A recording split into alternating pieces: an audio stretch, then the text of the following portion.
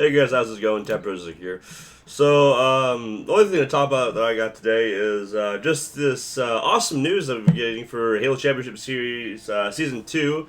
We've got some announcements to make, and when I say some announcements, I mean a lot of announcements. So, pretty much after the Season 1 is over, 3v3, I guess, like the outcome, how the whole entire season went with ESLs, to the LAN events, to the championship. And now they're just going to be scheduling more events with bigger payouts. So let's just get right into that. So, of course, the new season is going to be starting up like in a couple days in April. April 5th, we're going to have Season 2 Preseason 1, and that's going to be an online cup. We're only going to be getting 1, 2, 3 lands, and the third one I did include the Championship Series. And everything else is going to be online cups hosted by ESLGaming.com. So, yeah, the first one's going to be on the 5th in about 2 days, exactly 2 days, and it's going to be Season 2 Preseason 1. On the 12th, we're going to be getting Season 2 Preseason 2. And then April 17th through the 19th, we're going to be getting our first LAN event, which is going to be Iron Games HDS Atlanta, and that's going to be $25,000 payout. And then we're going to be getting our first 3K event. You know how Call of Duty has 2Ks. 3v3 is going to be trying to up that by $1,000, and they're going to be trying to do the same thing. And it's going to be a 2-day thing. And how it's going to work is it's going to be single elimination for the first. And I'm going to get into this in a second, in 3Ks, but let's just talk about when the events are going to be and what the events are going to be. So let's not get ahead of ourselves. So the first one is going to be April 25th through the 26th. Which is actually my birthday, and it's going to be the first 3K that's going to be held, and then we're going to be getting into a first tournament that's going to be held in May. May 2nd through the 3rd is the second 3K. May 9th through the 10th is the third 3K. May 16th through the 17th is the fourth 3K. The fifth 3K is going to be May 23rd through the 24th, and then May 30th through the 31st is going to be the sixth 3K. And then June 6th is we're going to be taking a break because E3 is going to be happening June 6th, when they're going to be showing some gameplay of Halo 5 Guardians, which is going to be freaking awesome, of the campaign. And then June 13th through the 14th is the 7th 3K. June 20th through the 21st is the 8th 3K. And then we're going to be getting our second LAN event hosted by PGL. It's going to be HDS Indianapolis, presented by PGL, and it's going to be $50,000 payout. This is doubled of the Iron Games event in Atlanta. So it's freaking awesome that we're getting a huge payout like that. And it's only a LAN event. It's not even the championship. And then we're going to be hitting July. Oh yeah, by the way, the HDS Indianapolis event is going to be on the 26th through 28th of June. Just to let you guys know. July 4th is Independence Day. Nothing's going to be happening then. But July 12th, we're going to be having an open cup. There's not going to be any points awarded for whatever reason. I guess it's just teams to practice, whatever. But it is going to be 3K, so you're going to get money, but you're not going to get any points for whatever reason. July 19th, nothing's going to be going on. But then, July 26th, we're going to be getting the ESL Season 2 Finals in ESL Studios, Burbank, California. And that's going to be $150,000. That's $50,000 more than what we got at the Season 1 Championship Finals. So that's freaking awesome that 3v3 is taking this seriously. They're giving away $3,000 for all of these online cups, and then they're going to be giving away $50,000 more compared to the $100K of the HCS Season 1 Finals. So that's insane. They're taking it more seriously. They're pushing out more money to compete with Call of Duty. They're not quite at Call of Duty's level yet. With the $1 million tournament every year that Activision holds for Call of Duty Championship, and Call of Duty is going to the X Games again, so we're not quite there yet, but we're getting there. We're there. We're almost there. So that's awesome. A lot of money, a lot of tournaments. So it's awesome, and it's going to be starting in 2 days. So yeah. So to break down how the online cup format's going to work, it's going to be run a little bit differently than the ESL Cups for Season 1. How it's it's got a winner's bracket and a loser's bracket.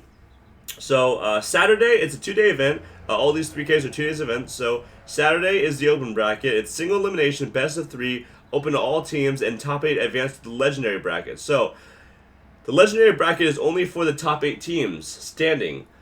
So let's say you are, after this tournament, you have accumulated enough points to get into the top 8 and stay in the top 8 for the next tournament, you're going to be in the legendary bracket. So you don't play on Saturday. Only the teams that are not in the top 8, that don't have enough points to be in the top 8, are going to be playing in the open bracket. So if you have enough points to be in the top 8 team, then you are in the legendary bracket on Sunday, and you can take the day off on Saturday, practice, whatever. So it's kind of going back to the MLG days where you had the pro teams that didn't have to play on Friday, and they only had to play on Saturday and Sunday, and then the amateur teams would, like 4 amateur teams would make it into the pro bracket to play against the pros. So it's really cool that they're going back to the old school kind of format. Top 8 overall, so top 8 teams in HCS standings each week automatically advance to the legendary bracket. Sunday legendary bracket, it's going to be single elimination. I really wish they did not make a single elimination for the legendary bracket, because it's pros, but it is what it is. I mean, the first half of the tournament is single elimination, so I guess we're just gonna stick with that format.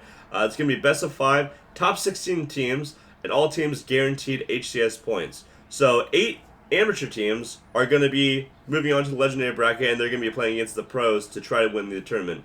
So it's really awesome. But in a way, I do like the single elimination because it's like no excuses. Best of 3, you have to win 2 games. You can only lose 1 game, so it's more of a sudden death kind of deal. So I like it, and they're trying to not have the tournament last forever. I know a lot of people complained about that. Sometimes it would last into like the morning of the next day. So they're trying to get the tournament over quicker, and I like that. So this format, it's not too bad. I like it. And it's going to be making teams take the tournament more seriously. Because, the first 2 games, I don't think teams really try as hard as they're going to try. Once they hit the losers bracket, that's when teams start to try. But there is no losers bracket, so they have to try right off the bat, or they're going to lose the whole entire tournament.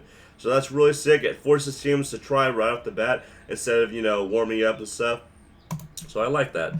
So HCS points, they're going to be a little bit different this time. Online tournaments, we're going to be getting a weekly prize pool of $3,000, like I said.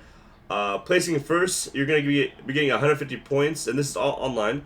The top 32 is going to be paid out in points. So if you get 17 through 32, you get 5 points. 9 through 16, you get 10 points. 9 through 16 in the legendary bracket, you're going to be getting 15 points. 7th through 8th place, 25 points. 5 or 6th place, 35 points. 4th place, 50 points. 3rd place, 75 points. And 2nd place, 100 points. So that's all going to be for your team. I do think they're going to be sticking to their roots here, and they're not going to be giving points out to individual players. It's going to be going to strictly the teams. And then lands.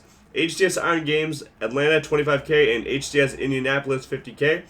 Top 32 is going to be getting paid out again. So if you get 25 through 32nd place, you get 10 points. If you get 17th place through 24th place, 15 points. 13th place through 16th place, you get 20 points. 9th place through 12th place, 30 points. And then top 8, you get 50 points for getting 8th, 75 points for 7th, 100 for 6th, 125 for 5th, 175 for 4th, 300 for 3rd, 400 for 2nd, and then if you get 1st place, you get 600 points, and those for LAN events. So a little bit different point breakdown. We're going to be getting new maps and game types. A lot of people have been requesting, we only have 3 maps. We've got Shrine, Lockdown, and Warlord, and we're not going to be playing Bloodline, Stonetown, and Ascension, so we need to make some Forge maps, and people have been requesting a lot, and 3v3 have said that they are going to be looking into these Forge maps that a lot of people have created. I know Diesel made a remake of Midship, and I think it looks pretty good. There's a lot of other maps. There's Eden, which I think is like a remake of Orion or Pegasus from the Forge map in Halo 5 Guardians beta. So a lot of fans and players are going to be making these maps and testing them, making sure there's no glitches or anything, making sure the frame rate is decent, because that's one of the big problems in the Forge maps that 3v3 has an issue with, is that the frame rate sometimes messes up the gameplay. You'll be in a BR fight, and all of a sudden your BR will twitch to the right or twitch to the left or whatever, and then you'll lose that battle because you're going to be missing a couple shots when it's the game that messed you up.